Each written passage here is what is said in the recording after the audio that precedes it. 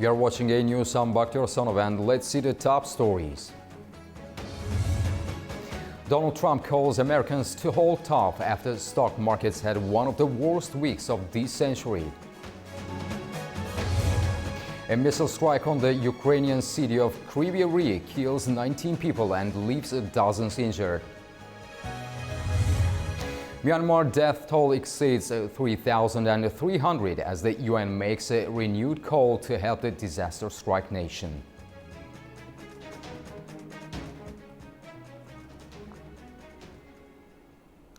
In the face of economic turmoil, U.S. President Donald Trump has told Americans, quote, hold tough. He posted a comment on his Truth Social site and added that he promised historic results from the sweeping tariffs introduced earlier this week. These tax hikes have gripped the world and the financial markets, with Wall Street's fear level at a 5-year high. Financial experts are fearful about the risk of a recession and an extended global trade war.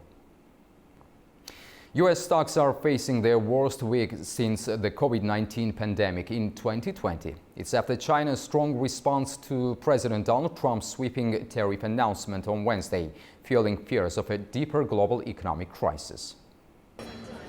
Markets around the world tumbled this week, marking the worst performance for U.S. stocks since the 2020 COVID pandemic. It's after President Donald Trump introduced tax hikes globally on Wednesday, slapping a 10% tariff on most U.S. imports and much higher levies on dozens of countries, erecting the steepest trade barriers in more than 100 years.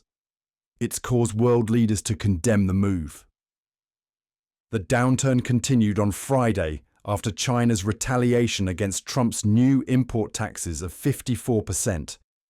A move that escalated trade tensions between two of the world's biggest economies.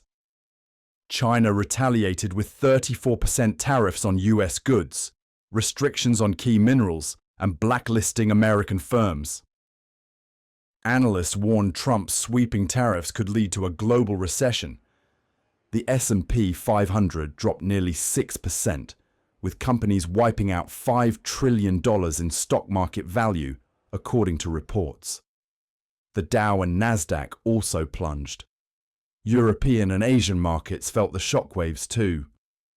Some companies like Apple and Nike saw major losses, while small business owners in the US say they may be forced to close. Despite the turmoil, Trump defended his trade approach. However, the Federal Reserve warned of rising prices and slower growth in the months ahead. The U.S. economy is facing fresh uncertainty after President Donald Trump announced a new wave of tariffs earlier this week. Federal Reserve Chair Jerome Powell warned that the fresh tax hikes are longer than expected and could lead to higher inflation and slower economic growth. Speaking at a conference in Virginia, Powell said it's too early to decide how the central bank should respond, but said the Fed will closely monitor inflation and market conditions. There are warnings from experts about the impact of U.S. President Donald Trump's new sweeping tariffs on America. The Federal Reserve Chair, Jerome Powell, says the tax hikes are larger than expected and believes the economic fallout will be more significant. However, he cautioned that it is still too early to determine the appropriate response from the central bank. We'll continue to carefully monitor the incoming data, the evolving outlook, and the balance of risks. We're well positioned to wait for greater clarity before considering any adjustments to our policy stance. It is too soon to say what will be the appropriate path for monetary policy. While uncertainty is high and downside risks have risen, the economy is still in a good place. Meanwhile, the chief executive of Infrastructure Capital Advisors, Jay Hatfield, says Powell's speech indicated that the Fed is confused about how to deal with tariffs. Specifically, they should look at tariffs as a sales tax with a one-time price increase, but a very negative impact on growth. But they're not coming to that conclusion. They're historically have always been behind the curve. But the good news is the market's cut rates for the Fed. So the 10 years come off, so it should stabilize the housing market. But the Fed's not going to move, and he indicated this, until the employment situation weakens. Hatfield believes that rates will need to be cut over the year. Fed they're really terrible at processing inflation data, but they're very focused on labor because they're labor economists or Keynesians.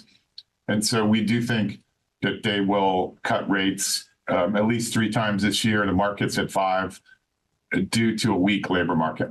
The comments come as global markets continue to decline. It's already wiped approximately 10% off major US stock indexes since Trump announced a raft of new tariffs on trading partners around the world on Wednesday. Israeli Prime Minister Benjamin Netanyahu is expected to visit the White House on Monday to discuss newly announced tariffs with US President Donald Trump, according to 3 Israeli officials. The surprise visit could make Netanyahu the first foreign leader to meet with Trump in person to negotiate a deal to remove the 17% tax hike on unspecified Israeli exports to the United States. While Netanyahu's office hasn't confirmed the visit, discussions are expected to include tariffs as well as talks on Iran and the ongoing war in Gaza. Turkey has issued a strong message to Israel, warning against further military action inside Syrian territory. Turkish Foreign Minister Hakan Fidan said Israel's actions are laying the groundwork for future instability across the region and that Ankara doesn't want confrontation with Tel Aviv. Fidan says that repeated Israeli attacks on military sites in the country are undermining the ability of the new government in Damascus to deter threats from enemies. He made the comments during a NATO summit in Brussels. However, Israel claims its strikes are aimed at preventing hostile forces from gaining ground in the country. But Turkey sees the air raids as violations of Syrian sovereignty.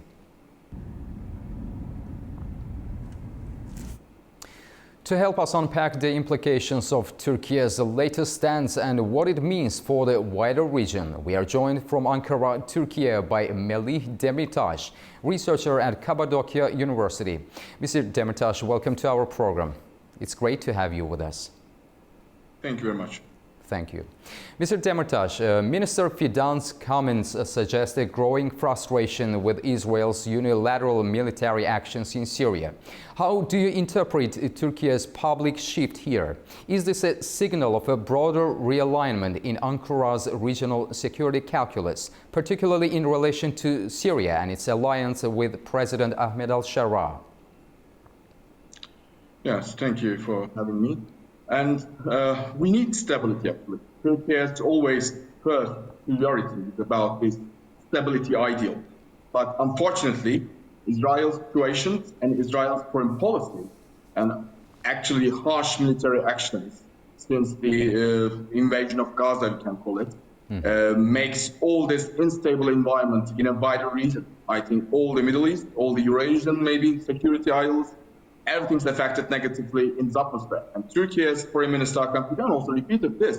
We need stability now, both in Syria, also Palestine and Lebanon region. But Israel's actions, also Mr. Netanyahu's understanding, it's coupled always with this militaristic options. And we cannot maybe accept so easily, especially in such a time of sensitive balances inside the region of Middle East.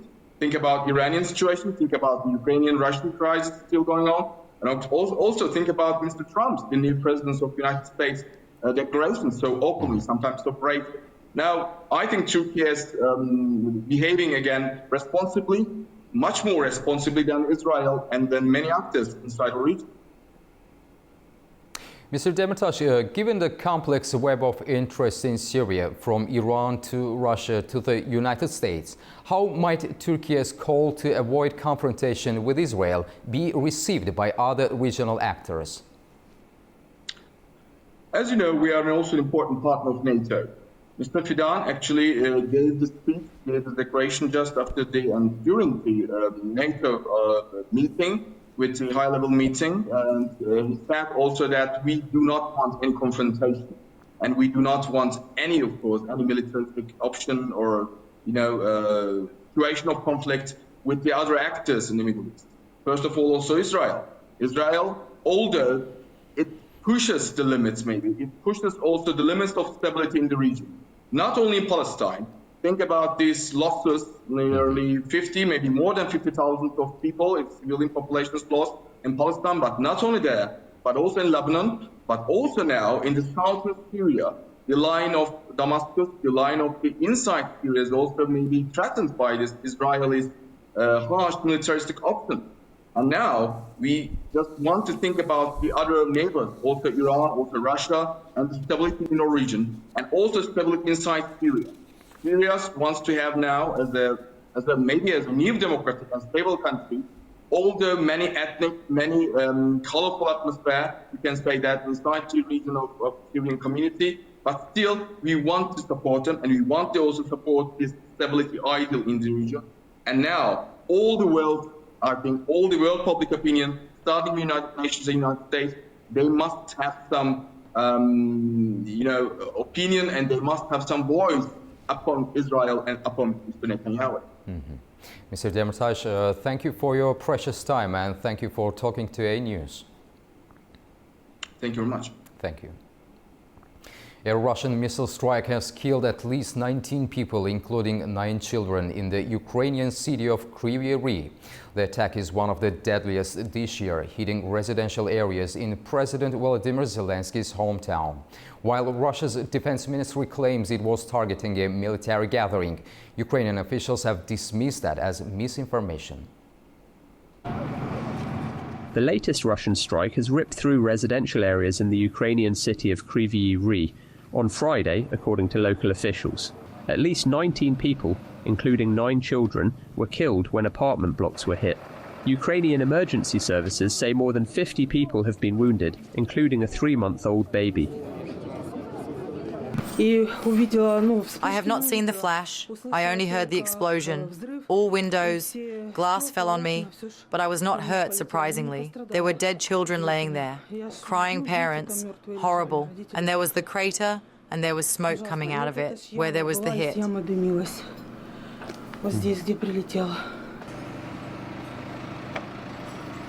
The Russian Defense Ministry claims its forces were targeting a military assembly point, but Ukraine's military dismissed the statement as blatant misinformation, accusing Moscow of hitting civilian infrastructure. Hours later, the town was hit again, this time by Russian drones. The city's military officials say private homes were struck, setting off fires in 4 locations. An elderly woman was killed in her house. 5 others were injured. US officials have in recent days tried to broker both a ceasefire for energy infrastructure and for the Black Sea. Kyiv says it's ready to agree to the maritime deal. However, Russian officials say Moscow first needs restored access to certain trade markets and payment systems. Anger and confusion filled the streets of Seoul as supporters of South Korea's impeached President Yoon Suk-yeol took to the streets on Saturday. The Constitutional Court's decision on Friday to uphold the impeachment over his declaration of martial law have sparked emotional reactions and protests.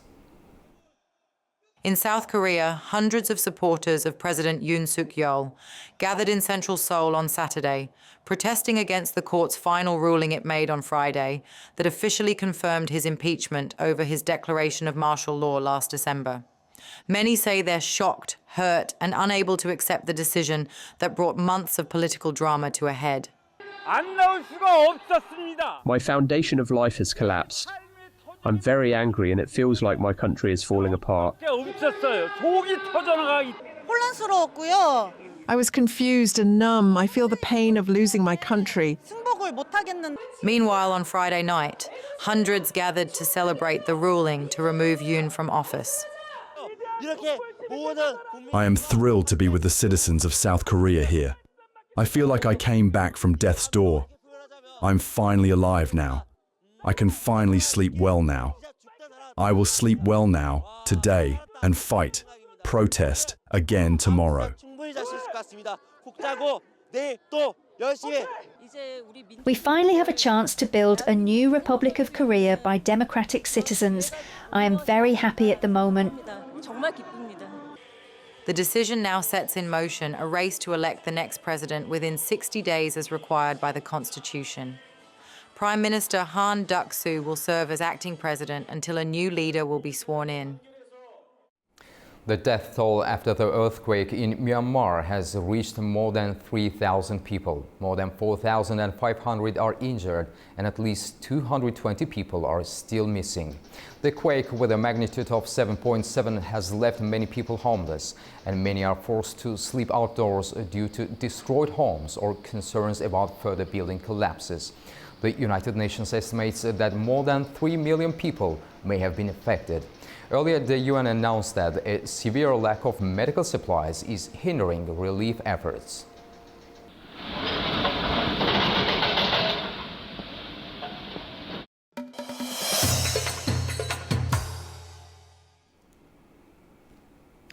France and Armenia are looking to build ties within the defense industry. The Armenian Minister of High-Tech Industry, Mikitar Hayrapetyan, met with Emmanuel Kiva, the chief executive of the French Defense Procurement Agency, known as DGA in France. The officials discussed potential military-industrial cooperation, including the initiation of technological exchange programs. They also discussed the development of defense technologies in Armenia, according to officials. Armenian President Van Khachaturian has signed a law to launch the country's accession process to become part of the EU. The signing took place on Friday.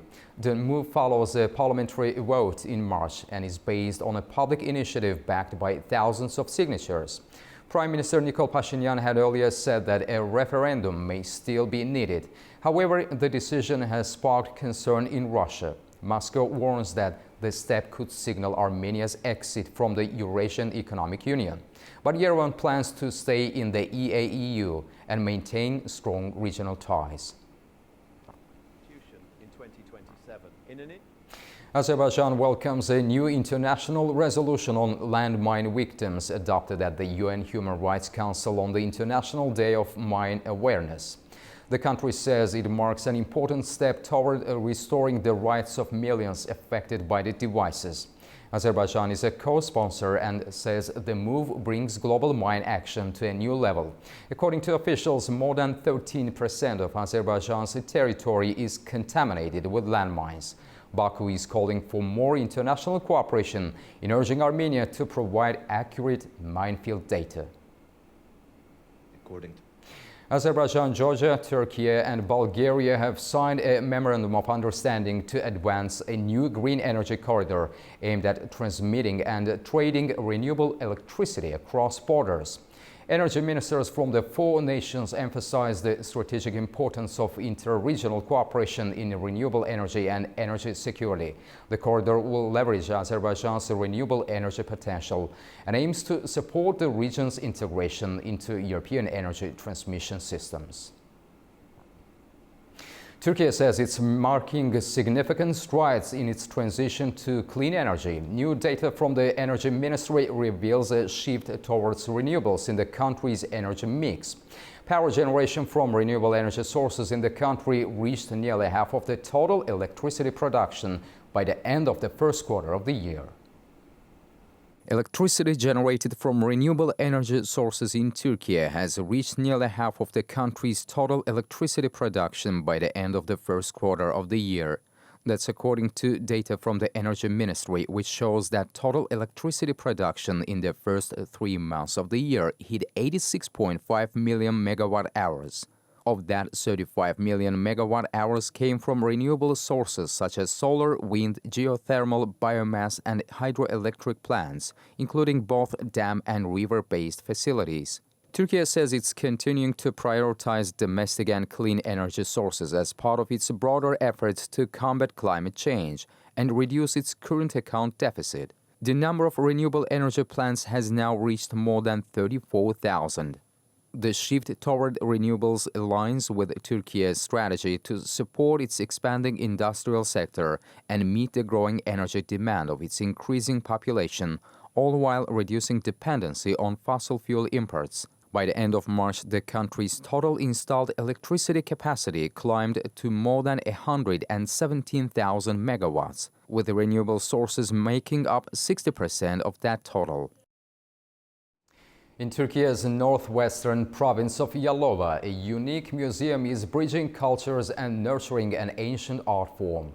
Opened in March 2024 to mark the 100th anniversary of Turkey-Japan diplomatic relations, the Yalova Bonsai Museum is already making waves at home and abroad. Nestled in the town of Karaköy in Yalova, the Yalova Bonsai Museum stands as Turkey's first and only institution dedicated to the art of bonsai, the meticulous practice of growing miniature trees in pots with roots in both Chinese and Japanese tradition. The museum was inaugurated in March 2024 as a tribute to a century of diplomatic ties between Turkey and Japan. Since then, it has welcomed 5,500 local and foreign visitors and is now aiming to reach 10,000 by the end of 2025. The museum spans a 1,700 square meter exhibition area with 200 square meters indoors. It houses 200 carefully cultivated bonsai works across 70 different species, all chosen to thrive in the regional climate. As the country's first bonsai museum, we aim to introduce this art to the country. Enthusiasts can even turn it into a source of income. We carefully selected plants that could thrive in local climate. Currently, our museum houses 200 trees from 70 different species, making it a kind of gene bank. Additionally, in terms of area, it is one of the leading bonsai museums in both Europe and the world. We aim to include species and styles that are not yet in our collection.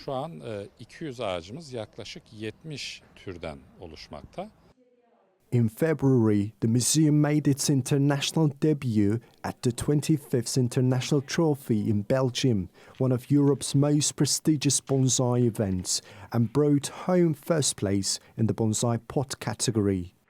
Şimşek highlighted that the museum was founded with the vision of representing Turkey globally, which is why they have started participating in the most prestigious international events. Well, that's all we have for now. Thank you for tuning in and keep watching A News.